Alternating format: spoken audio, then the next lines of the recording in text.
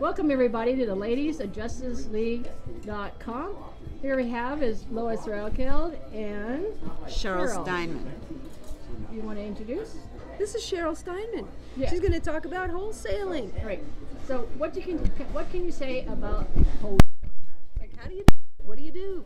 So about a year ago, I got involved. I'm going to give you a little history. So about a year ago, I wanted to get involved in real estate investing. And a friend of mine said to me, why do you want to do real estate investing? Because I was talking about getting my license. Maybe I'll get my license. Maybe I'll do investing.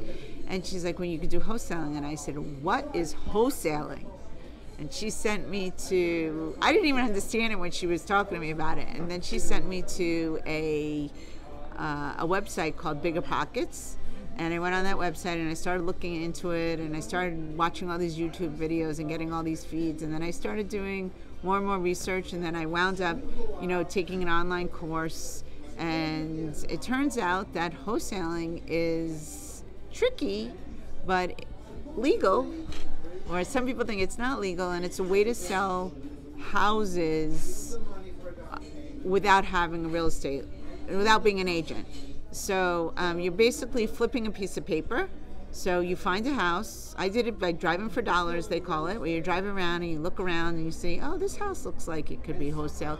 And when I say looks like it could be wholesale, it's because it looks like it needs work, it's in distress, it looks like nobody's mowed the grass in a long time, it looks like the shades have been drawn and they turned yellow and the roof is peeling and there's trash in the front yard and a broken down cars in the front yard. Not all houses are like that, but a lot of them are.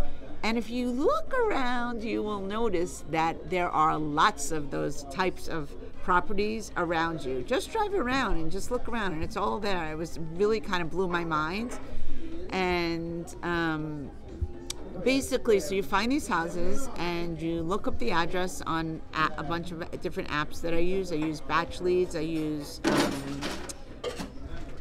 Privy now, but I started out using Batch Leads for driving for dollars. And you could see the details on the house, and then you could skip trace their phone numbers.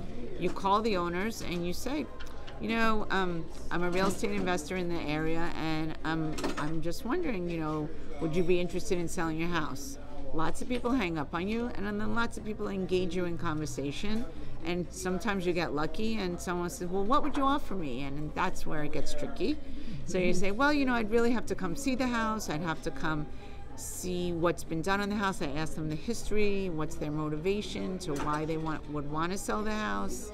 And it's really about rapport. It's really about engaging these people and creating a relationship and having them be able to trust you. And basically, so then you set up a time to come see the property, walk the property. There are a lot of properties where I've literally just pulled over and got out, walked the property, not knowing if anybody lived there or not. Most times nobody lived there.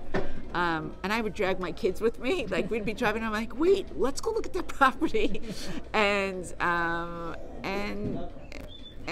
I've been relatively successsul, in the short time I've been doing it, but I actually really, really love it. And so anyways, you go back to the computer, you figure out what the house is actually worth in the as-is value, not what the neighbor sold their house for, because what the neighbor sold their house for may not be the same condition that your house is in. So you're making them an offer based on the as-is value. 9 times out of 10, they'll say no, and there's a calculation how to figure out that value. But sometimes you get lucky, and people say, well, I'm not ready to do it now, but if you call me back in 6 months, I might be ready then. And I've followed up. There's this one person that I've been following up on for a year, and I actually drove down by their house recently, and it looks like they painted the outside of the house. So I'm thinking, well, maybe now they actually want to sell it. But this guy was very he talks to me, doesn't let me talk to his wife, weirdly. And I always ask him the same questions. Have you guys made a decision? Are you ready to sell? This was one of my first houses that I was really looking into, because the crazy thing is when I see a house and I'm like, okay, I see what I can find out. If I can't find out enough information, I'll go to Google Maps or Google World, Google Earth. Google Earth, and I'll see like what's going on at this house, and you could see, is there a pool? Is there a pool? Is the pool empty? Is there any landscaping in the backyard? 9 times out of 10, the pool is empty if they have a pool. And some of them go. Can I ask you, what are you going to do? How do you find someone to wholesale it to? Oh, Let's say you this is tie a up good that question. property. So I'm a very good. I could pretty much talk to a rock. So that's what my mom used to say about my dad. So I'm a really good conversationalist, I feel like, and I just talk to people and I got comfortable in saying I am a real estate investor. This is what I do. And I've been introduced to people who are just want to buy property. That's what they do. And I come to meetings. Right. So you're going to develop a buyer's list. Yes, I needed to develop a buyer's list. I mean, there are other ways to develop a buyer's list, but my buyer's list has all been through properties that I've been to, and I've met people. And this, like one property, for instance, my neighbor's property, which I was trying to sell, a lot of buyers, cash buyers, developers in the area came to this house, and I made sure I was there every time. And I got into a conversation with them, and I said, what else are you looking for? Blah blah blah, and I got their numbers, and that's how I develop it. But there are other ways to do it. You can go online, and you could look up houses that have been sold in the area recently, and reach out to those people. So you're basically building a seller's list and building a Yes. buyer's list. Yes, but I'm actually, now that I have this buyer's list, now I say, well, what are you looking for? So I'll go out and I'll find properties to try and sell to these people. And I don't just do the driving for dollars. I'm online all the time. I talk to people all the time. I'm on a lot of email lists, and people send me properties, and I'll say, oh, and then I'll call that person and I'll say, so what's the story here? And then I'll say, well, I think I have a buyer for this if I have a buyer, and I'll send it to my buyers and say, what do you think?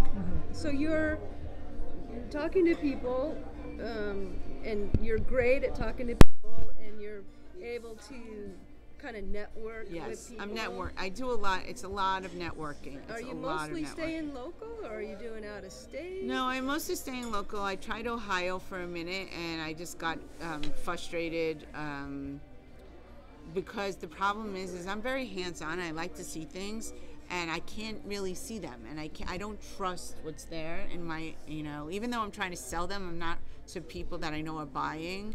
I'm trying to find out what they're buying so I can look for what they're buying.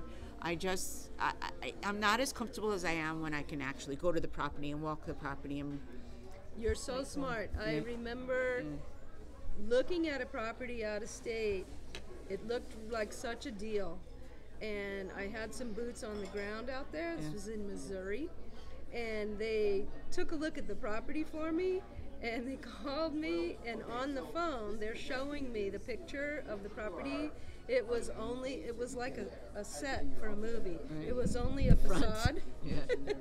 No back walls. Right. Yeah. That's so crazy. I think that the way you're doing it is phenomenal. It's the way to do it. It's organic. Right, yeah. You're not just blasting out. Right. So that's great. Yeah, I mean, and look, I have people, like, I went to see a house, there's a house in Encino, and I went to see the house, and the guy's like, oh, you can't get into the house unless I'm there.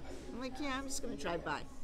Drove by the house, drove up the driveway. It was on a flag lot, like 3 houses deep on a flag lot. Walked behind the fence, because there was nothing stopping me. Walked around the house, nothing stopping me. Screen door, walked right in the house. I'm like, God, you didn't need to be there, bud, But then I went there at some point, and I went to see the house, and I brought people there. The house is, it's overpriced for what it is, but it's in an amazing neighborhood. And so I started sending it to my Encino buyers, and nobody really wanted it because it was too high. But it's kind of like, Well, that's where you negotiate. So Cheryl, Yeah. how would people get a hold of you if they were interested in working with you?